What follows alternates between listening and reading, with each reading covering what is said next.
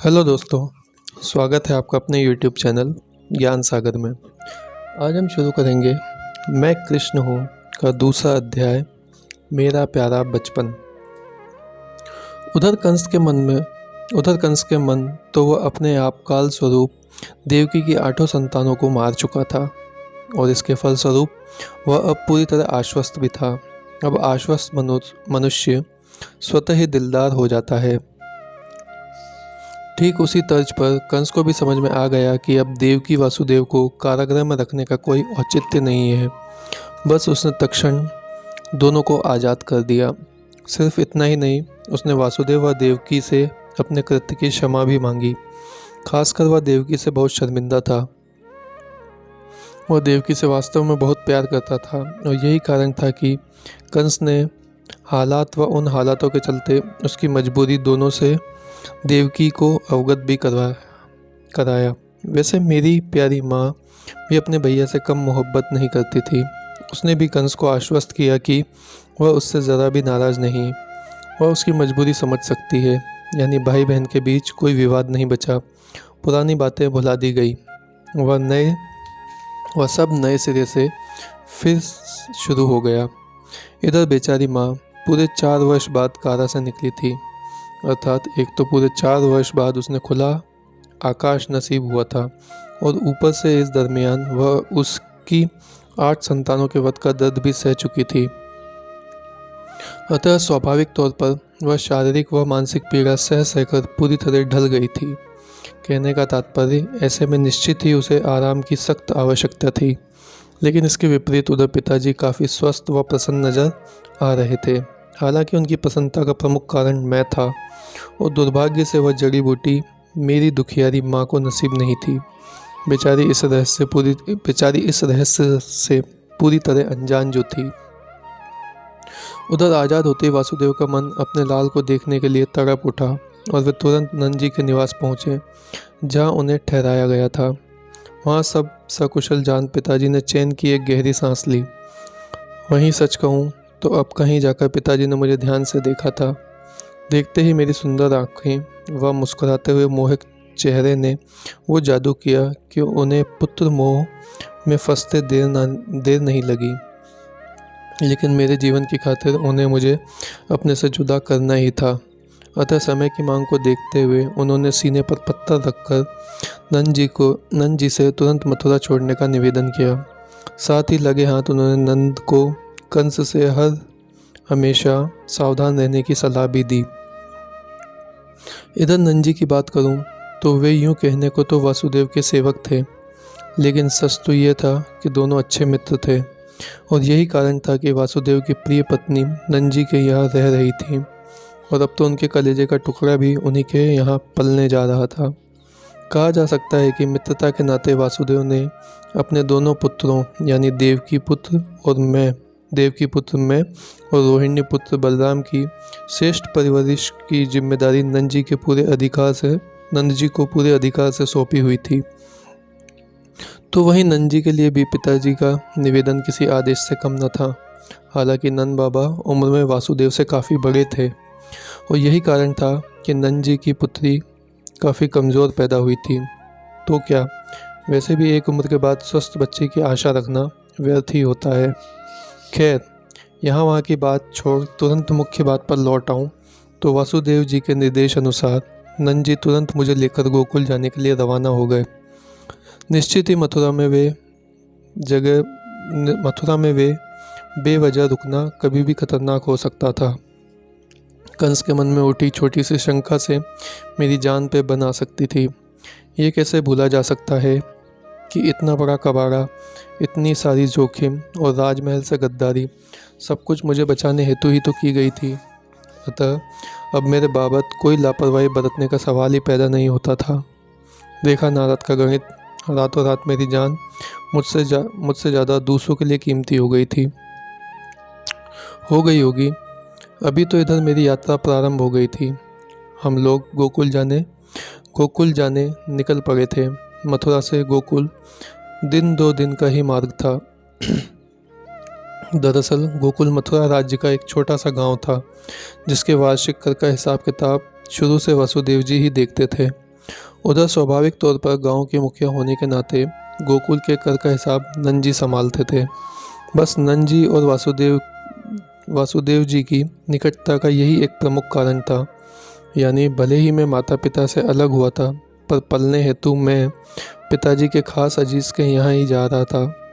आश्चर्य तो ये है कि पैदा होने के 2 दिन में ही यह मेरी दूसरी यात्रा थी। भूल गए क्या? पैदा होने के चंद घंटों बाद ही तूफानी रात में यमुना पार नहीं की थी। और देखो, आज मथुरा से गोकुल की यात्रा कर रहा था। मैं सोचने लगा, कहीं मेरा जीवन यात्राओं का एक अनवस्थ सिलसिला तो नहीं होगा। हाल फिलहाल तो माँ की गोद में निश्चिंतता से बैठा हुआ मैं एक शानदार बैलगाड़ी पर सवार होकर गोकुल जा रहा था। इस लिहाज से इतना तो कहा ही जा सकता है कि भाग दौड़ से मेरा नाता बचपन से ही जुड़ गया था, और अभी इस भागदौड़ के तहत बैलगाड़ी गोकुल के रास्ते पर चली जा रही थी। वहीं एक बात और गौर करने लायक थी कि मौत के साए में भी पैदा हुआ था, और मौत के साए से ये यात्रा भी आज़ाद नहीं कही जा सकती थी। खैर, उधर इन सब बातों से बेखबर माँ यशोदा अपने लाडले को गोद में बिठाकर धन्य हुई जा रही थी। वह बेचारी तो मेरी मोहक आंखों में बुरी तरह खोई पड़ी थी। माजरा ऐसा था कि साथ में 2 सेविकाएं थीं, फिर भी यशोदा मुझे एक क्षण को गोद से छोड़ने को तैयार न थी। सच कहूँ तो माँ के इस अद्भुत प्यार ने मुझे मौत का साया भी भुला दिया। दूसरी ओर यह मानना होगा कि नंद जी ने अपने लाल की आरामदायक यात्रा का इंतजाम कर अच्छे से किया हुआ था। बैलगाड़ी न सिर्फ ऊपर से पूरी तरह ढकी हुई थी, बल्कि साथ ही बैलगाड़ी के तल पर एक मोटा सा गद्दा भी बिछा हुआ था। यानी माता पिता से बिछड़ने पर भी लाड़ प्यार की कहीं कोई कमी नहीं थी। खैर, उधर एक तो यूं ही कच्ची सड़कों पर बैलगाड़ी धीरे ही हाँकी जाती है, ऊपर से माँ की गोद में नवजात शिशु होने के कारण नंद जी ने बैलगाड़ी की रफ्तार और धीमी कर रखी थी। फिर भी मथुरा तो हम कब के पार कर चुके थे, और इस समय हमारी बैलगाड़ी घने जंगलों से गुजर रही थी। बाहर का दृश्य भी अत्यंत सुहावना हो गया था। सड़क के दोनों ओर बड़े बड़े पेड़ नजर आ रहे थे। वहीं एक बात और अच्छी थी कि बारिश सुबह से ही थम चुकी थी। शायद वो तूफानी रात भी मेरे तूफानी जीवन की सूचना देने ही आई हुई थी। खैर, जंगलों व पहाड़ियों से गुजरती हुई हमारी बैलगाड़ी गोकुल की ओर बढ़ते चली जा रही थी। पूरा रास्ता फल फूल के पेड़ों से लदा नजर आ रहा था। वहीं बीच बीच में दृश्य को और सुहावना करने छोटे मोटे जलाशय भी चले आ रहे थे। कुल मिलाकर सुहाने दृश्य निहारते निहारते व मुझसे प्यार करते करते सबकी यात्रा मज़े से कट रही थी। उधर एक रात्रि विश्राम के बाद दूसरे दिन दोपहर को हमने गोकुल गांव में प्रवेश भी कर लिया, और इसके साथ ही मैं अपने बचपन की कर्म भूमि पहुँच गया। गोकुल की गलियां अत्यंत संकरी थीं, इतनी संकरी कि हमारी बैलगाड़ी उन गलियों से बमुश्किल गुजर पा रही थी। एक तरीके से कहा जा सकता है कि बैलगाड़ी चल नहीं, रेंग रही थी। मिट्टी व गोबर से लिपे हुए छोटे छोटे घरों से घिरा हुआ गोकुल अत्यंत सुंदर दिखाई दे रहा था।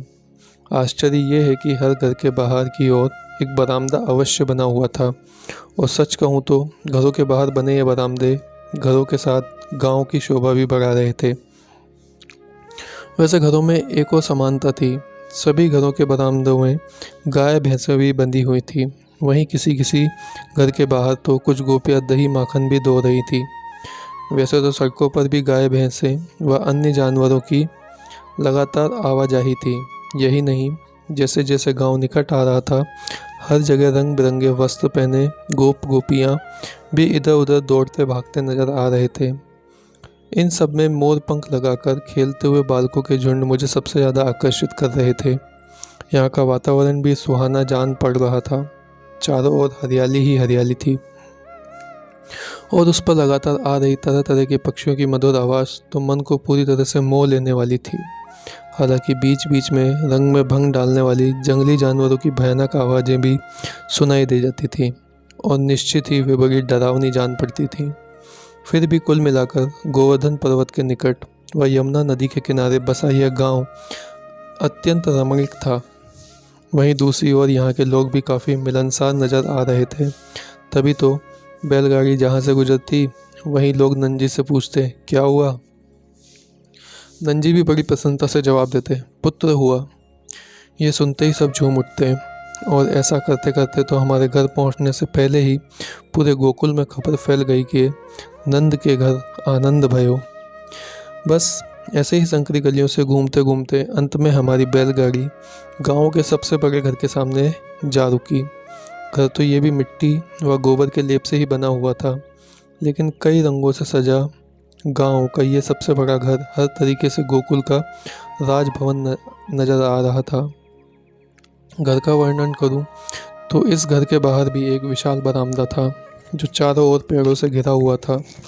इस बरामदे से लगा हुआ एक छोटा बरामदा भी था जहां 2 झूले लगे हुए थे। इस छोटे बरामदे से सटा हुआ एक बड़ा कक्ष था, शायद वह नंदजी का सभा कक्ष था। साथ ही घर के भीतर 4 अन्य कमरे थे। इस घर की सबसे बड़ी विशेषता यह थी कि यह चारों तरफ से तरह तरह के पेड़ों से घिरा हुआ था। नंदजी गोकुल के सम्भ्रांत थे और निश्चित ही उनके लिए शानदार घर से जाहिर भी निश्चित ही यह उनके शानदार घर से जाहिर भी हो रहा था। इधर हमारे गृह प्रवेश पर स्वागत माँ रोहिणी ने किया। उनकी गोद में भैया बलराम विराजमान थे। रोहिणी प्रेम से तो बलराम को कुतूहल ने मुझे निहारे जा रहे थे।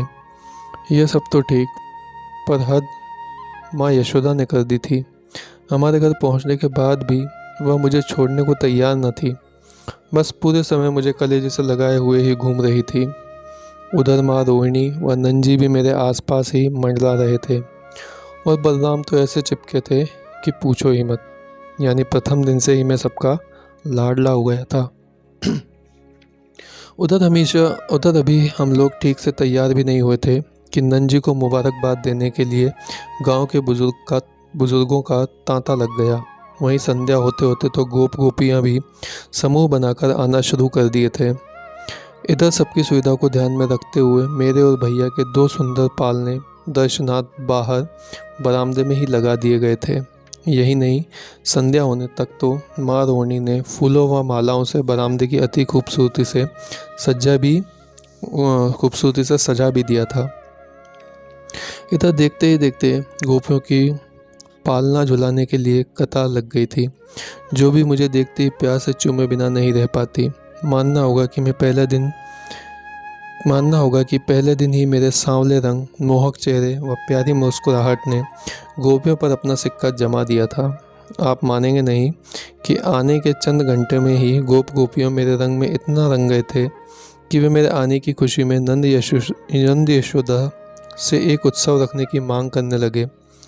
वैसे तो मेरे गोकुल में कदम रखते ही एक तरीके से पूरा गोकुल उत्सव में डूब ही गया था। फिर भी उत्सव होता है।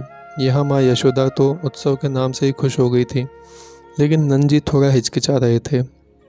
यह नहीं था कि नंदजी उत्सव मनाने को उत्सुक नहीं थे, परंतु सावधानीवश वे उसे टालना चाहते थे। लेकिन आखिर कब तक? आखिर नंदजी को सबके दबाव के सामने झुकना ही पड़ा और आज से तीसरे दिन उत्सव रखना तय हुआ। यूँ तो मुझे पाकर सबसे ज़्यादा पसंद नंदजी ही थे। वे मन ही मन फूले नहीं समा रहे थे, क्योंकि उन्होंने पुत्री खोकर पुत्र पाया था, और वो भी अति सुंदर और शायद पराक्रमी भी। लेकिन सावधानीवश वे अपनी यह खुशी किसी पर जाहिर नहीं कर रहे थे। खैर, पालना झुलाना नंदजी के बरामदे में ही रखा गया था और निश्चित ही उसमें पूरा गोकुल आमंत्रित था, और बाकी का समारोह बरामदे से लगे हुए खुले प्रांगण में रखा गया था। चारों ओर सभी से उत्साह का माहौल था, और ऐसे में 2 दिन कटने में क्या देर लगनी थी। आज उत्सव का दिन था। वह सुबह से ही माँ यशोदा व रोहिणी कुछ गोपियों के साथ मिलकर बरामदा सजाने में लग गई थी। दोपहर होते होते तो बरामदे को चारों तरफ से रंग बिरंगे फूलों की माला से ढक भी दिया गया था। दूसरी ओर भोजन की जिम्मेदारी नंदजी के कंधों पर थी, और वे भी चंद गोपों के साथ अपने कार्य में सुबह से ही भिड़े हुए थे। वैसे आज सबसे ज़्यादा खुश माँ रोहिणी थी, क्योंकि तैयारियों के चलते हमें रखने की जिम्मेवारी उनके कंधों पर आन पड़ी थी। यानी इस बहाने उसे मुझे खिलाने का भरपूर मौका मिल रहा होगा। इस संध्या होते होते तो बरामदे के हर कोने में दिए प्रज्वलित कर दिए गए थे। वहीं संध्या होते ही द्वार के पास मेरे व भैया के पालने भी पहुंच गए थे। आज तो हमारे पालने भी रंग बिरंगे फूलों से सजे पड़े थे। माँ यशोदा ने इन्हें अपने हाथों से सजाया था। वह ऐसी तो पगला गई थी कि उसका उत्साह भी अवर्णनीय है। उधर नंद जी द्वारा सबके बैठने की व्यवस्था भी पहले से तय कर ली गई थी। पालने के दाईं ओर पुरुषों व बाईं ओर स्त्रियों के बैठने की व्यवस्था थी। यानी कुल मिलाकर उत्सव की सफलता के सारे इंतजाम पक्के हो चुके थे। उधर संध्या होते ही रंग बिरंगे वस्त्र पहन के गाँव के गोप गोपियाँ का आना प्रारंभ हो गया था। वैसे सजने में तो माँ यशोदा व रोहिणी भी पीछे नहीं थे। दोनों काफ़ी सज धज कर तैयार हुई थी। सच कहूँ तो दोनों माँ के वस्त्र ही उतने संभ्रांत परिवार से होने का दम भर रहे थे। फिर भी यशोदा का उत्साह उसके वस्त्रों पर भारी था। उसके कदम धरती पर पड़ने को तैयार ही नहीं थे। सुबह से ही वह ऐसे कूद कूद कर काम कर रही थी मानो कोई 16 वर्ष की गोपी भिड़ गई हो। वैसे उत्साह में तो गोप भी पीछे नहीं थे। ऊधम मचाने हेतु सभी अपने ढोल नगाड़े के साथ ही आए थे। यही नहीं, अधिकांश गोपों के सर मोर पंख से सजे हुए थे। और गोपियों के उत्साह का तो कहना ही क्या। वे तो सुबह से फुदक फुदक कर यहाँ से वहाँ घूम रही थी और संध्या होते होते तो रंग बिरंगी पारंपरिक पोशाकें पहनकर ऐसे इठला रही थी कि क्या कहूँ। यानी उत्सव को सफल बनाने में किसी ने अपनी ओर से कोई कसर नहीं छोड़ रखी थी। उस पर उत्साह ऐसा कि संध्या होते होते तो बरामदे में जमावड़ा लग गया था और कोलाहल तो ऐसा मचा कि किसी के भी कानों को पका दे। खैर, काफ़ी देर तक तो बारी बारी मुझे व भैया को खिलाने व झुलाने का दौर चलता रहा। हालांकि हमें खिलाने की सबसे ज़्यादा मारामारी गोपियों में ही थी। यहाँ तक कि इस बात को लेकर इसमें बार बार आपसी झगड़े भी हो रहे थे। उधर भोजन वगैरह कर गोप गोपियों ने मिलकर नृत्य व गान की ऐसी धूम मचाई कि समा ही बांध दिया। आप मानेंगे नहीं कि उत्सव की ये धूम देर रात तक चलती रही। हालांकि मुझे व भैया को समय से ही सुला दिया गया था। वहीं रात्रि चढ़ते बढ़ते गांव के बुजुर्ग भी चले गए थे, लेकिन गोप गोपियां थकने को तैयार नहीं थे। उनका नाच गान मध्य रात्रि तक चलता रहा। कहने की जरूरत नहीं कि आज तक ऐसा शानदार उत्सव गोकुल में कभी नहीं मनाया गया था। सचमुच नंद के घर आनंद भया था, और वह भी ऐसा जो वर्षों तक याद रखा गया। वहीं मज़े की बात यह है कि उसी दिन कंस ने भी राजमहल में एक उत्सव रखा था। अब राजमहल की ओर से कारण चाहे जो बताया गया हो, लेकिन शायद देवकी की 8 संतान मारने की खुशी में यह उत्सव रखा गया होगा। वैसे तो नंजी भी उसमें आमंत्रित थे, लेकिन स्वयं नंजी के यहाँ आनंद भया था, अतः उनके मथुरा जाने का सवाल ही नहीं उठता था। खैर, हमारा लालन पालन बड़ी शान से हो रहा था। नंद यशोदा अपनी क्षमता से बढ़कर हम दोनों भाइयों पर खर्च किया करते थे। सुविधा के मामले में भी उन्होंने हम दोनों भाइयों में कभी कोई फ़र्क नहीं समझा था। कहने का तात्पर्य, भले ही मैं राजमहल में नहीं पल रहा था, लेकिन मेरी परवरिश तो राजसी ठाट बाट से ही हो रही थी। सचमुच ये मेरा सद्भाग्य ही था जो मुझे ऐसे सरल हृदय माँ बाप के यहाँ ऐसा शानदार वातावरण में पलने का मौका मिल रहा था। उधर यशोदा तो मुझ में ऐसा खो गई थी कि एक पल को भी मुझे छोड़ने को तैयार न थी। वही क्यों, पूरा गोकुल हम दोनों भाइयों को बहुत प्यार करने लगा था। खासकर 10-12 वर्ष की गोपियाँ तो हमारे पीछे पागल थीं। बस जब भी मौका मिलता वे किसी न किसी बहाने हम दोनों को खिलाने आ जाया करती थी। वैसे कम तो यशोदा व रोहिणी भी ना थी। 10 काम छोड़कर दोनों दिन भर हमें सजाने संवारने में लगी रहती थी। सच कहूँ तो खासकर मुझे सजाने की दोनों माह में होड़ मची हुई थी। नित्य नए गहनों से सजाना, फिर उस पर तरह तरह के रंग बिरंगे वस्त्र पहनाना, फिर उन्हें निकालना व दूसरे पहना देना। बस धीरे धीरे यही उन दोनों का नित्य कर्म होता जा रहा था। यहाँ तक कि अब तो यशोदा ने तो घर के कामकाज में रुचि लेना भी बंद कर दिया था। इधर जैसे जैसे मैं बड़ा होता जा रहा था, वैसे वैसे यशोदा रोहिणी का ही नहीं, पूरे गोकुल का दुलारा होता जा रहा था। कुछ ही दिनों में मेरे सांवले रंग, मोहक चेहरे और प्यारी मुस्कुराहट ने मिलकर कुछ ऐसा जादू चलाया था कि प्यार पाने के मामले में मैं बचपन में ही भैया से बाजी मार ले गया था। वहीं दूसरी तरफ नंद व वासुदेव का सतर्क और सावधान रहना जारी था और उसमें कोई ढिलाई नहीं बरती जा रही थी। यहाँ तक कि इसी सावधानी के चलते वासुदेव जी ने गोकुल आना जाना भी कम कर दिया था। तो वह नंजी भी मथुरा जाने के बावजूद वासुदेव से मिलना टालते ही थे। लेकिन हाँ, नंजी जब भी मथुरा से आते, हम दोनों भाइयों के लिए नए वस्त्र व गहने लाना कभी नहीं भूलते थे। वासुदेव जी भी याद करके हम दोनों भाइयों के लिए कुछ न कुछ भिजवाया ही करते थे। कहने का तात्पर्य साधन सामग्री व लाड़ प्यार की कहीं कोई कमी न थी। उधर बलराम उम्र में मुझसे 2 वर्ष बड़े थे। वह बचपन से ही उनकी उपस्थिति का मुझ पर गहरा प्रभाव पड़ा था।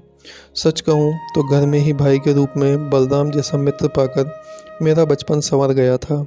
बस इसी लाड़ प्यार में समय भी तेजी से कटता जा रहा था और बीतते समय के साथ साथ हम बड़े भी होते जा रहे थे।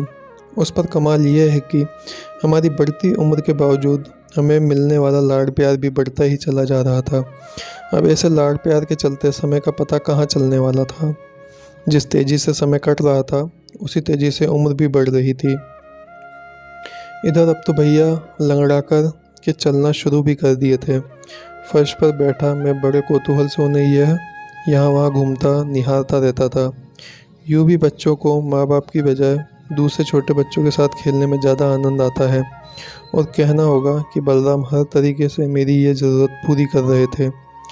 उधर समय के साथ गोपियों ने भी मुझे खिलाने की होड़ बढ़ती चली जा रही थी और वो भी इस कदर कि एक तरीके से तो मैं उनका जीवन ही मुझे खिलाना हो गया था। बस संध्या हुई नहीं कि उन्होंने धावा बोला नहीं। यहाँ तक कि कई बार तो माँ यशोदा उन गोपियों से अत्यधिक आवाजाही से परेशान हो उन पर नाराज़ तक हो जाया करती थी। लेकिन गोपियाँ यशोदा की नाराज़गी की परवाह कहाँ करने वाली थी। वहीं भैया अब पूरी तरह से चलना सीख चुके थे। भैया चलना क्या सीखे, दोनों माँ के जीवन में मुसीबत की बाढ़ आ गई।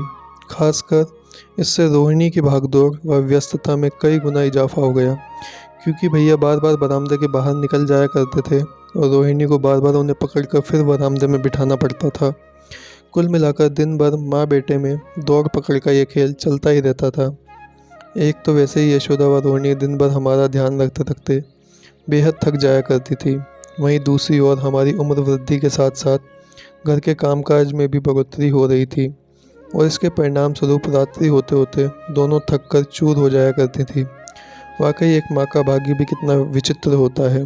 बच्चा आनंद भी सबसे ज़्यादा माँ को देता है और थकाता भी सबसे ज़्यादा उसे ही है। होगा वैसे भी जो वस्तु जितना सुख देती है उतना दुख भी देती ही है। अतः फिर अपनी बात करूं तो इधर अब भैया की देखा देखी मैं भी चलने की कोशिश करते रहता था। लेकिन क्या करूं, उम्र का तकाजा था, सफल नहीं हो पाता था। परंतु सच कहूं तो भैया चल पाए और मैं नहीं। ये मेरा छोटा अहंकार बर्दाश्त नहीं कर पा रहा था और अब तो मेरी इस लाचारी पर मैं मन ही मन झल्लाता भी रहता था। लेकिन कहूँ किससे, अभी तो बोलना ही नहीं आता था। हाँ, बलराम अवश्य मेरी उंगली पकड़कर मुझे चलाने की कोशिश करते रहते थे। इससे और कुछ नहीं तो मेरे जख्मों की मरहम पट्टी तो हो ही जाया करती थी। खैर, एक बात और बताऊं आपको, मेरे और भैया के बाल बचपन से ही घुंघराले थे। साथ ही हम दोनों बचपन से ही दूध का अत्यधिक सेवन करते थे और इसका परिणाम ये हुआ कि समय के साथ हम दोनों वजनी हो गए। कहने का तात्पर्य मेरे व भैया के काफ़ी गुण मेल खाते थे। हालांकि उसके विपरीत जहां प्यार के मामले में बाजी मैंने मार ली थी, वहीं फलने फूलने के मामले में बाजी भैया के हाथ लगी थी। यहाँ तक कि उन्हें अब गोदी में उठाना भी मुश्किल हो गया था और इसका एक सीधा फ़ायदा मुझे तत्काल पहुँचा। अब दोनों माँओं का प्यार मुझे कुछ ज़्यादा ही नसीब होने लगा, क्योंकि उनकी दृष्टि में अब खिलाने लायक सिर्फ मैं ही बचा था। यानी अब सजाया संवारा सिर्फ मुझे ही जा रहा था। उधर गोपियों की तो पहले से रुचि मुझे खिलाने तक सीमित थी। इधर जल्दी उसका एक दुष्परिणाम भी सामने आया। माँ व गोपियों का मुझ पर ज़्यादा ध्यान देना भैया को कष्ट पहुँचाने लगा। भला उनका नन्हा मन यह उपेक्षा कैसे बर्दाश्त कर सकता था। लेकिन जैसे भैया को चलते देख मेरे बाल अहंकार को जब चोट पहुँचती थी और तब जैसे भैया मुझे चलाना सिखाकर संभाल लिया करते थे, वैसे ही इस समय खिलाने को लेकर भैया के बाल अहंकार को जो चोट पहुंच रही थी वो मेरे ही जरिए शांत भी हो रही थी। नहीं समझे, भैया को मुझे खिलाने में बड़ा आनंद आता था और दिन भर उनका ये शौक़ मेरे जरिए पूरा हो जाया करता था। मुझे खिलाने मिलते ही भैया अपना गम भूल जाया करते थे। यानी भले अनजाने में ही सही, परंतु इस तरह बचपन से ही हम दोनों में एक दूसरे को संभालने की प्रवृत्ति ने जन्म ले लिया था। लेकिन संध्या जब गोपियों का जमावड़ा लगता तो सब गड़बड़ हो जाती। उनके आने पर भैया को मुझे खिलाने का मौका मुश्किल से मिल पाता और इसका दुष्परिणाम ये आया कि भैया बेवजह गोपियों से नाराज़ रहने लगे। वैसे भी बच्चों का यह स्वाभाविक गुण होता है कि वे ज़्यादा से ज़्यादा ध्यान बटोरना चाहते हैं। वहीं कोई उनकी अपेक्षा करे यह तो कतई बर्दाश्त नहीं कर सकते। निश्चित ही भैया इस समय उपेक्षा का शिकार हो रहे थे और जिसका दूसरा दुष्परिणाम यह आया कि बलराम भैया धीरे धीरे उपद्रवी होते चले गए।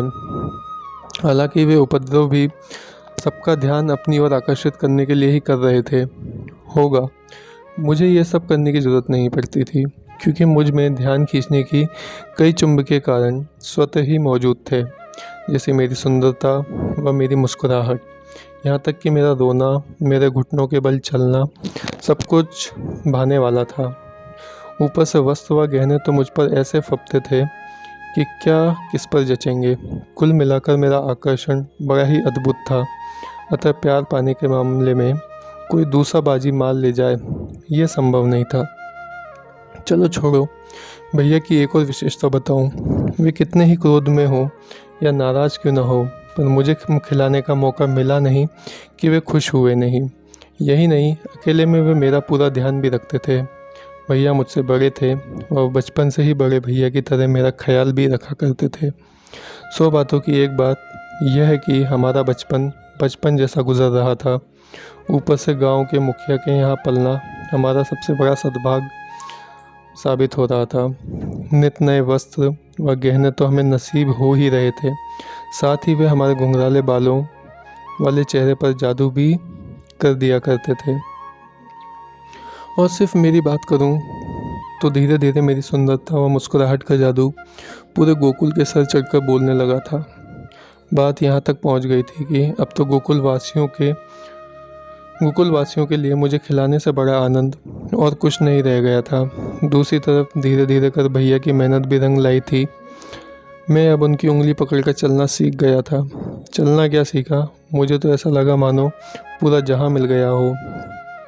इस समय मेरी उम्र तकरीबन 2.5 वर्ष थी और भैया 4.5-5 वर्ष के, अर्थात हम इतने बड़े हो गए थे कि अब आसपास के हम उम्र बच्चे हमारे साथ खेलने आने जाने लगे थे।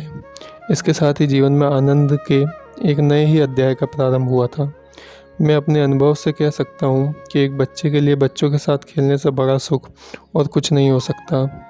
ये तो मेरी बात हुई, पर उधर साधारण ग्वाला के बच्चे होने के वजह से सब मेरे वस्त्रों व गहनों को बड़ी कौतूहल से निहारा करते थे और कुछ नहीं तो उनके मन में जागी उत्सुकता मुझे अपने विशिष्ट होने का एहसास अवश्य करा देती थी।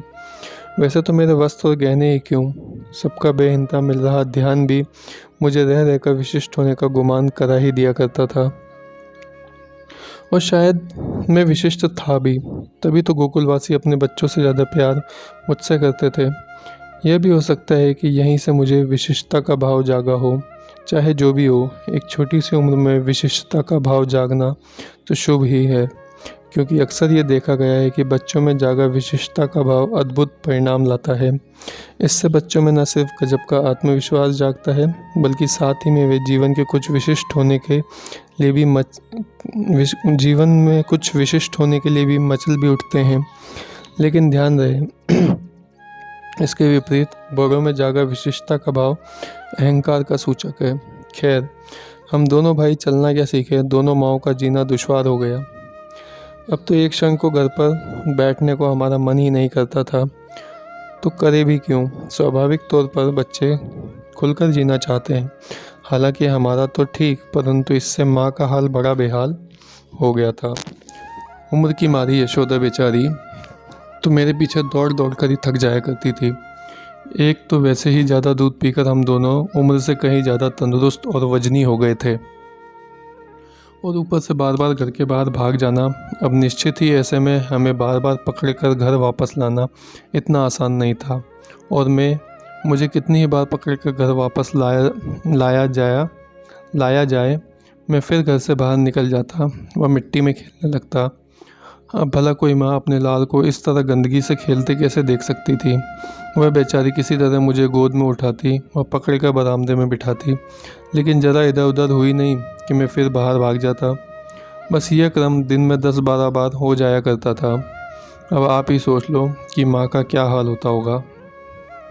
खैर, दोनों भाइयों की तुलना करूं तो भैया शैतान ज़्यादा थे, जबकि मैं नटखट ज़्यादा था। भैया की रुचि तोड़ फोड़ और उपद्रव में ज़्यादा रहती थी, जबकि मेरी रुचि खेलने में या भाग दौड़ में ज़्यादा थी। और यही कारण था कि यशोदा को मेरे पीछे कुछ ज़्यादा ही दौड़ भाग करनी पड़ती थी। आखिर माँ बेचारी कब तक कर अपनी तबीयत ख़राब करती। बस मेरी इस रोज़ रोज़ की दौड़ भाग से परेशान होकर लाचार यशोदा ने बरामदे के पास वाले दरवाजे से मुझे बांधना शुरू कर दिया। उसकी भी क्या गलती, आखिर जब उस बेचारी को घर के कामकाज भी तो निपटाने होते थे तो निपटाए। वह क्या सोच रही थी कि मुझे बांध देगी तो उसे मुझसे राहत मिल जाएगी। माँ भूल रही थी कि कृष्ण पर जुल्म करने वाला एक था तो उसे बचाने वाले 100 मौजूद थे। अरे जब कंस के पंजे से छटक गया तो यशोदा की क्या बिसात। इधर यशोदा मुझे रस्सियों से बांधती और ज़रा इधर उधर होती नहीं कि कोई ना कोई गोपी आकर मेरी रस्सियाँ खोल देती और उसके सब किए कराए पर पानी फिर जाता। कहने की ज़रूरत नहीं कि रस्सी खुलते ही मैं भागकर सड़कों पर दौड़ पड़ता और ऐसे में बेचारी यशोदा को ना चाहते हुए मेरे पीछे पीछे दौड़ना ही पड़ता था। लेकिन दुख की बात यह है कि मैं जल्द ही माँ की पकड़ में आ जाया करता था। छोटा था ना, पर यह तो मेरी हार हुई। छोटा था तो क्या हुआ, हारना मुझे गवारा नहीं हो रहा था। अब जो मनुष्य हारना नहीं चाहता वह जीतने के उपाय खोज ही निकालता है। ठीक उसी तर्ज पर जल्दी इसका एक उपाय मैंने भी खोज लिया। मैं छिपना सीख गया। अब माँ को मेरे कारण यूं ही मुसीबत कम थी जो मैंने उसे परेशान करने का एक और नया हथियार खोज निकाला था। अब यह तो यशोदा के परिचय की में बात हुई, पर मेरी बात करूं तो मेरे लिए यह खेल बड़ा ही शुभ निकला। मुझे यशोदा को दौड़ाने की बजाय ज़्यादा मज़ा उसे परेशान करने में आ रहा था और उस पर छिपने का तो रस ही बड़ा अद्भुत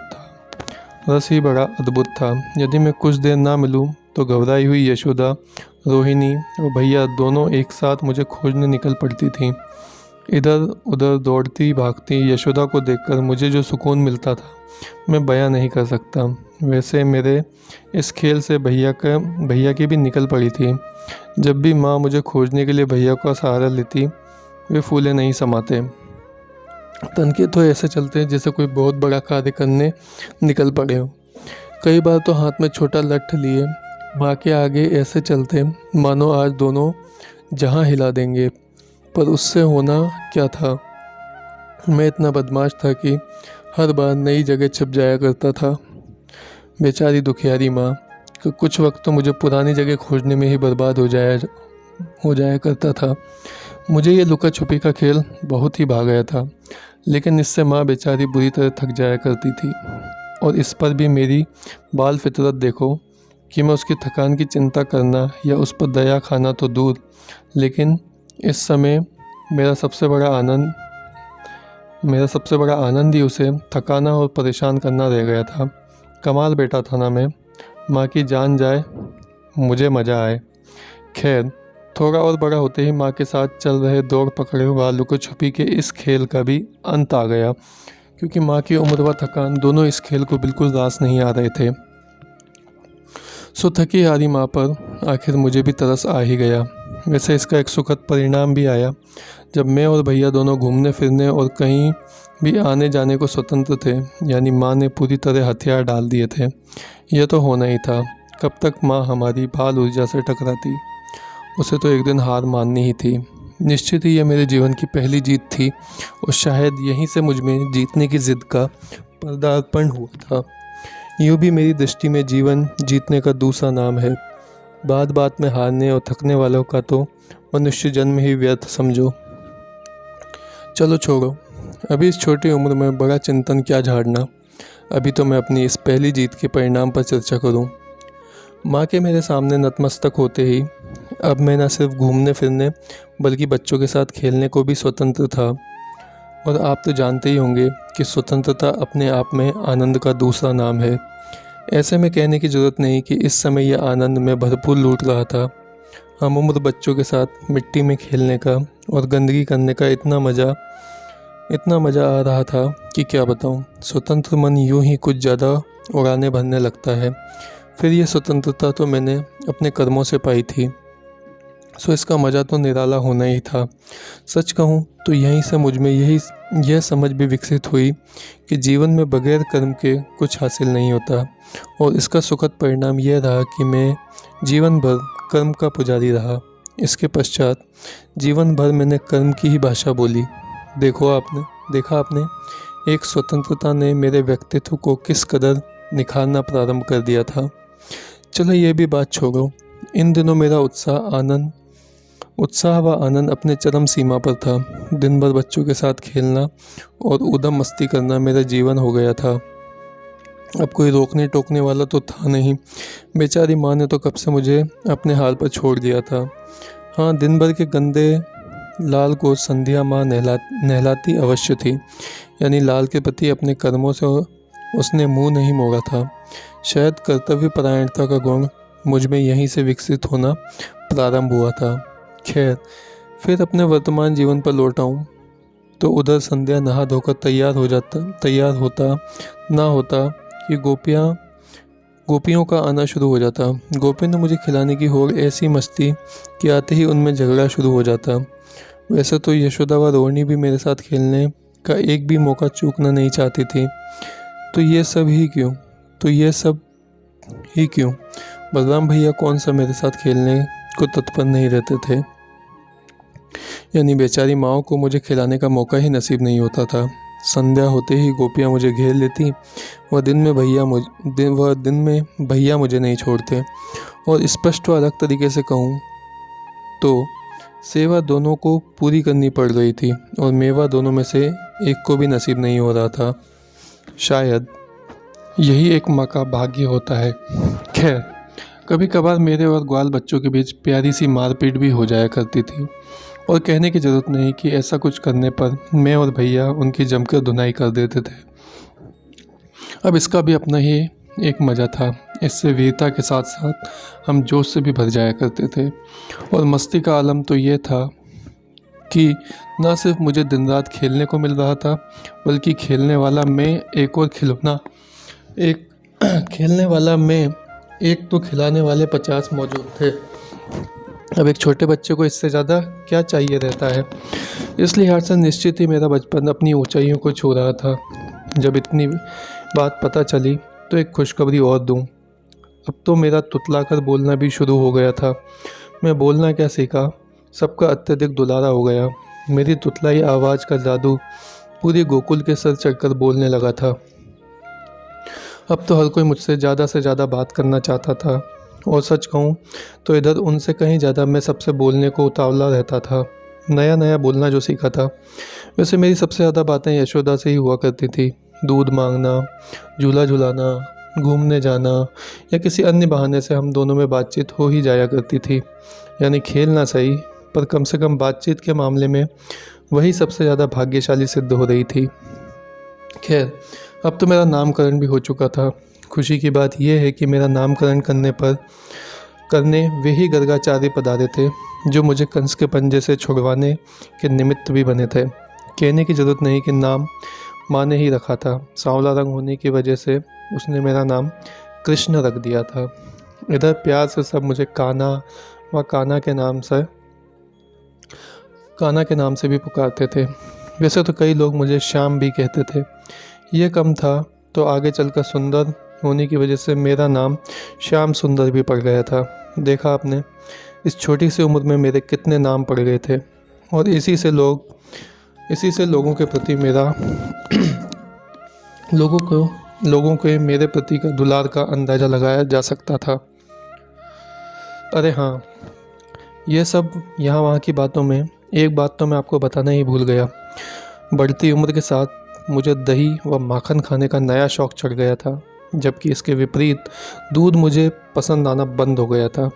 यूँ तो ये मेरा जाति विषय था, पर मेरा ये नया शौक़ माँ यशोदा को गंवारा नहीं हुआ। वह मुझे दिन रात समझाती रहती कि अच्छे स्वास्थ्य के लिए दूध पीना अति आवश्यक है, लेकिन इधर मैं अपने नए शौक़ से ज़्यादा खुश था। पर उधर माँ इससे हैरान रहने लगी थी। आखिर थी वह मेरी ही माँ। जब उससे कुछ न बन पड़ा तो उसने इसे अपनी हार के तौर पर लिया और इसके साथ ही बैठे बैठाए उसे एक काम मिल गया। अब वह दिन रात मुझे दूध पिलाने के चक्कर में रहने लगी, यहाँ तक कि अपने मकसद में कामयाब होने हेतु अब वे नए नए प्रलोभन का भी सहारा लेने लग गई थी। अब आपसे क्या कहूँ, मैं कभी परियों की कहानी सुनाकर तो कभी चंदा मामा को बुलाने का बहाना बनाकर वह अक्सर मुझे दूध पिलाने में सफल भी हो जाया करती थी। यानी रोज़ रोज़ चंदा मामा को बुलाने का कहना व दूध पिला देना, परियों की एक एक कहानी रोज़ सुनाना व दूध पिला देना। बात तो गलत थी, फिर भी मेरा लाचार भोला मन बेचारा रोज़ रोज़ माँ की बातों में आ ही जाया करता था। आखिर एक दिन मैं भी थक गया। मैं दूध पीना नहीं चाहता था, फिर भी पी लेता था। ये भी कोई बात हुई? यह तो मेरी हार हुई। हार भी ठीक, पर इससे मेरा व्यक्तित्व क्या हुआ?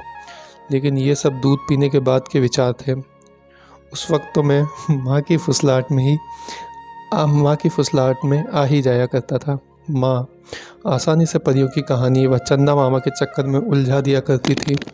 अब चंदा मामा मुझे यूं ही पसंद था और परियों तो नन्हे मन को लुभाती ही हैं, बस फंस जाया करता था। हालांकि कितनी ही बार पांसू पर मन ही मन तो दूध ना पीने हेतु मक्कम होता ही जा रहा था। आखिर एक दिन बात मैंने अपने वट पर ले ही ली। उस रात मैं बाहर बरामदे में ही बैठा हुआ था। माँ के हिसाब से दूध पीने का समय भी हो ही चुका था, लेकिन अब मेरी छोटी सी बुद्धि को भी ये बात खलने लगी थी कि दूध जो मुझे कतई पसंद नहीं, आखिर कब तक माँ की बातों में आकर पीता रहूं? भला मेरा अपना भी कुछ व्यक्तित्व है या नहीं? ये रोज़ रोज़ की हार आखिर मैं कब तक बर्दाश्त करता? बस मेरी छोटी सी बुद्धि ने आज किसी भी कीमत पर दूध नहीं पीने का प्रण ले ही लिया। आज मैं माँ के किसी बुलावे में नहीं आने को कटिबद्ध था। मुझे अच्छी तरह से याद है, पूर्णिमा की रात थी। वहाँ मैं बाहर बरामदे में बैठा हुआ टकटकी लगाए चाँद को ही निहार रहा था। पूर्णिमा का यह खूबसूरत चाँद रह रहकर मुझे पागल किए जा रहा था। तभी माँ मुझे दूध पिलाने आ धमकी। उसने झट से मुझे गोद में बिठाया व दूध पिलाने का प्रयास करने लगी। पहले परी, फिर चंदा मामा, लेकिन आज कृष्ण कहाँ चक्कर में पड़ने वाला था। आज तो वह कुछ तय करके ही बैठा हुआ था। सो उल्टा चंदा मामा का नाम सुनते ही मैंने जिद पकड़ ली, पहले चंदा मामा को बुलाओ तभी दूध पीऊँगा। माँ मेरी बात सुनते ही एक बात तो चौंक गई। फिर भी उसने मेरी बात को कोई ज़्यादा गंभीरता से लिया हो ऐसा नहीं लग रहा था। सबूत ये है कि वह अब भी लगातार मुझे दूध पिलाने के प्रयास में लगी हुई थी। लेकिन जब बात आसानी से नहीं बनी तो उस रोज़ मुझे नए नए प्रलोभन दिए जाने लगे। मैं ये सोचकर खुश हुआ कि चलो कोई नई बात तो सामने आई, कम से कम विजय की ओर एक कदम तो बढ़ा। खैर, बात नई हो या पुरानी, आज माँ के किसी भी चक्कर में नहीं पड़ना है, यह तो तय ही था। यानी मैंने अपनी ओर से दूध न पीने की हट पकड़ी हुई थी, और एक बार मैंने हट पकड़ ली तो पकड़ ली। भला एक ही तरीके से कितनी बार बेवकूफ़ बनूं। आखिर माँ हार गई। उसकी आंखों में आंसू भी भर आए, लेकिन आज मैं माँ के आंसू से भी कहाँ पसीजने वाला था। अंत में हार कर उसने करीब करीब रोते हुए पूछा, तू आज दूध क्यों नहीं पीता मेरे लाल? हाँ, अब आई ना सही राह पर। कृष्ण खुश हुआ और उस खुशी से आई अकड़ में मैं अपनी तुतलाई जबान में थोड़ा तनकर बोला, रोज़ झूठ बोलकर दूध पिला दिया करती हो, पर आज ऐसा नहीं चलेगा। आज चंदा मामा को बुलाना ही पड़ेगा, और यदि चंदा मामा नहीं आए तो मैं दूध नहीं पीऊँगा। शब्दों का चयन व भावों का मिश्रण उम्र के लिहाज से सचमुच लाजवाब था, और निश्चित ही जिसके सहारे तोतली ज़बान के बावजूद मैं अपनी जिद की दृढ़ता बयां करने में पूरी तरह सफल हो चुका था। उधर ये सुनते ही यशोदा बुरी तरह उदास हो गई। वह समझ गई कि आज उसका लाल चंदा मामा की ऊपर हल्ली बातों से मानने वाला नहीं है। क्या करती है बेचारी। अपनी हार स्वीकारते हुए बोली, बेटा चंदा मामा तो बहुत दूर है, देखो कितनी दूर है, भला मैं चंदा मामा को बुलाने कैसे जा सकती हूँ। स्पष्ट था माँ पूरी तरह से हथियार डाल चुकी थी। वो तो डाल नहीं थे आखिर जिद किसने पकड़ी थी। और फिर मैं भी तो मैं ही था। उसकी लाचारी पर तरस खाने की बजाय उल्टा और उत्साहित हो गया और उसी उत्साह के चलते झट से बोल पड़ा, तो उन परियों को भेजो जिनकी तुम रोज कहानी सुनाया करती हो। अब तो यशोदा पूरी तरह चुप। उसकी तो समझ में ही नहीं आ रहा था कि अब क्या कहे। हालांकि कहने को कुछ नहीं, करने को कुछ नहीं, फिर भी वट तो देखो। दूध तो उसे पिलाना ही था। मानना पड़ेगा कि जिद में वह भी कम न थी। होती भी कैसे, आखिर थी तो मेरी ही माँ। हालांकि इतना तो वो समझ गई थी कि आज कोरी बातों से कुछ होने वाला नहीं। यदि आज दूध पिलाना है तो कुछ नया कर्म करना पड़ेगा। लेकिन क्या? थोड़ी देर तो वह गहरी सोच में डूबी रही और इधर में समझा उसने हार स्वीकार ली। चलो कुछ नहीं तो दूध पीने से तो मुक्ति मिली। वहीं दूसरी ओर माँ को इस नतमस्तक देख मेरा बाल अहंकार बड़ा खुश भी हुआ। लेकिन मेरी ये खुशी ज़्यादा देर टिक नहीं पाई। क्या करूं, वह भी पक्की कर्मवीर थी। शायद मेरी कर्म के प्रति इतनी आस्था जागने की नींव मेरे माँ बाप के कर्मवीर स्वभाव ने ही डाली थी, क्योंकि मैंने आज तक दोनों में से किसी को भी कभी कर्म से मुंह फेरते नहीं देखा था। खैर, अभी तो आगे क्या हुआ ये बताऊं। आगे ये हुआ कि वह अचानक भीतर चली गई और इससे पहले कि मैं कुछ समझ पाऊं या अपना गणित बिठाऊं, कुछ देर बाद ही वह मुस्कुराती हुई वापस चली आई। आश्चर्यजनक रूप से उसके हाथ में पानी से भरा हुआ एक बड़ा थाल था। बस उसने वह थाल मेरे सामने रख दिया और इसके साथ ही उसने मेरी हथियार डालने वाली गलतफहमी भी दूर कर दी। अभी मैं कुछ प्रतिक्रिया दूं, उससे पहले ही थाल में चंदा मामा उतर आया था। यह देख मेरी प्रसन्नता का ठिकाना न रहा। बस सब कुछ भूलकर मारे खुशी के मैं अपने छोटे छोटे हाथों से पानी में छप छप करने लगा। कहने की ज़रूरत नहीं कि चांद को थाली में उतरा पाकर मैं इतना खुश हुआ कि पूरा का पूरा दूध पी गया। सचमुच बच्चों की निर्दोषता उन्हें कितने अद्भुत आनंदों का अधिकारी बना देती है। और माँ का प्यार, उसका तो कहना ही क्या। देखा नहीं आपने, उसने आज अपने लाल के लिए चांद तक धरती पर उतार दिया था। खैर, जैसा कि मैंने बताया था, मुझे हर हमेशा पूरी तरह सजाया संवारा जाता था।